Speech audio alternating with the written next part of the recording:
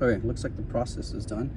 I did use this device, the NOCO Genius 10, to charge this initially, and so I got my green light there initially, and then I held down the center button for 3 seconds, and then the white light turned on for the 6-volt battery, the 6-volt AGM, then the 12-volt power, and finally the 12-volt repair. So you just push it once, 2, 3 times until it gets to the 12-volt repair, and that took 4 hours. And oddly enough, you know, you just set it and forget it, and you can just walk away. You can see that this little white light is on. So maybe if I block the, let me see, yeah, you see the white light is on. And so that's just for 12 volt. Then you have 12 volt AGM and 12 volt lithium. This is just a regular battery. This battery's pretty old. I've already said on all the other videos, but December of 21, and it's sat for about 3 or 4 years. So I've got lots of these batteries. If it can fix this one, I'm hoping it'll fix 1 or 2 more. Luckily I had this one in an enclosed area, so in theory the sun didn't get to it, nor the rain, although the heat and the cold, you know, were an issue at some points. But right now it's fully charged. What I'm going to do is go ahead and open it up and then add water if there needs to be any water added, and then we'll try it out. All right, so I'm not sure if this is a good idea or not, but I'm going to do this either way. This thing is kind of warm now. It is still about 100 degrees outside. Damn, maybe I should have cleaned off all this dirt first. Let's just see. Oh, there's full of water. This is basically full of water.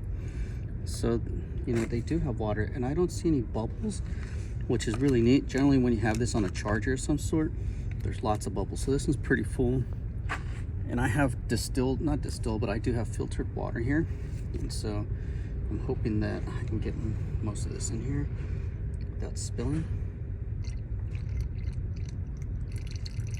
So my hand's probably in the way here.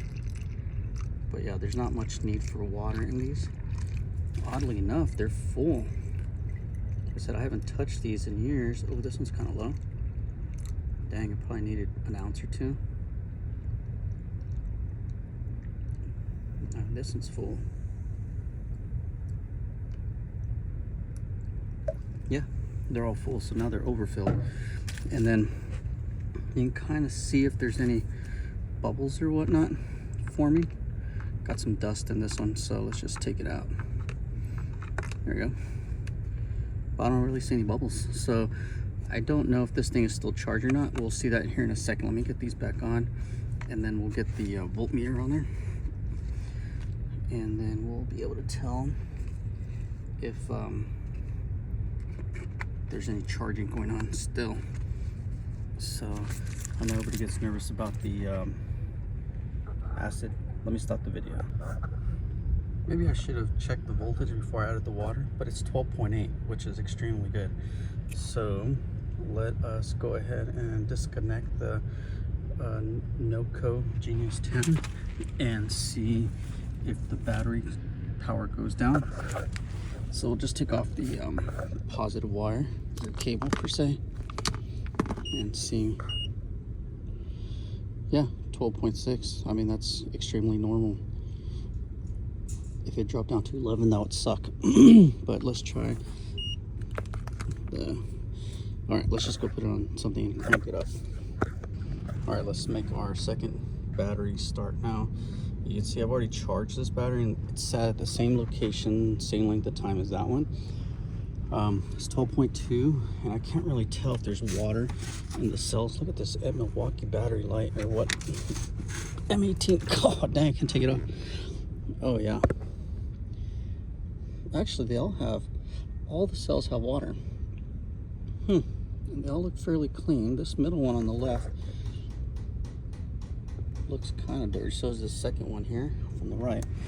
But let's go ahead and add some. I don't think I'm gonna need much more water than what's in here in the cup.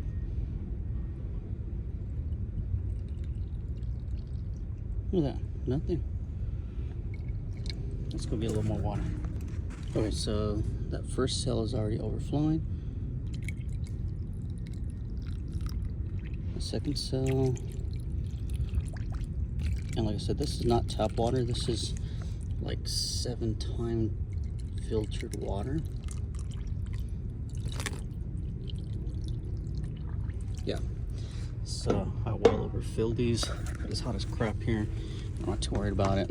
I don't think it needed water technically, but either way, I put some in there. 12.8 on the voltmeter here. Let's go ahead and wait till that thing turns green, and then we'll start the repair process. I hope this acid doesn't eat through my shoe. And I've had where these, yeah, it's hard to tell, but when you step on it like that, it'll click, and when it clicks, it splatters. So, all right, so 12.8, and we'll just leave it alone for now. Oops, we'll leave it alone for now and just let it do its thing until we get the green light on here. And it's not quite there. It's pretty neat. Look at it. See it kind of pulsate. And so, yeah, let's leave it alone for now and figure out if this battery's gonna work. Okay, so we're hooked up and ready to go. I have my spark plug tester device on here to make sure that I'm getting spark on this, and it is working. I'm having issues, I think, with fuel. I'm not sure if I'm drowning the engine or what's going on. I do have another carburetor. I'm gonna try to change it out. This is an old style engine, and it has a little push button, kind of like those old flashers on the floorboard of the, you know, trucks and whatnot. So I got to stick my hand in there and push it with just the tip of my fingers. It hurts. My fingers are numb from it. But anyways, the okay, so got power to the coil, and we should be able to see a couple of different things. We'll watch the voltage. Really is what we're here for. So let's watch the voltage.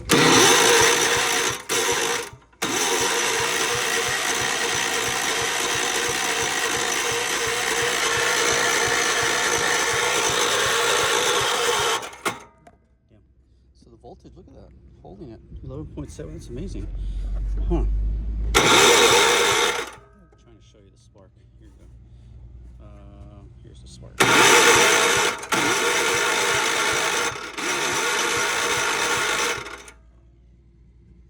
at that voltage. Oh, it dropped down, huh?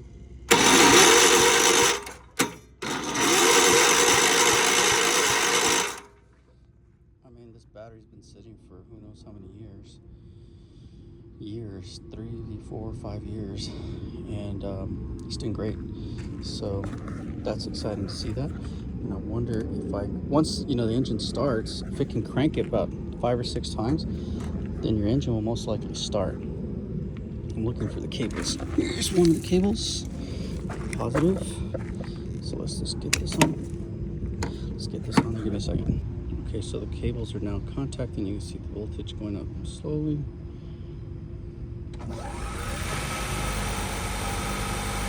This is a Ford C-Max hybrid, so it does that. All right, let's try to crank it one more time so we can crank the crap out of it now.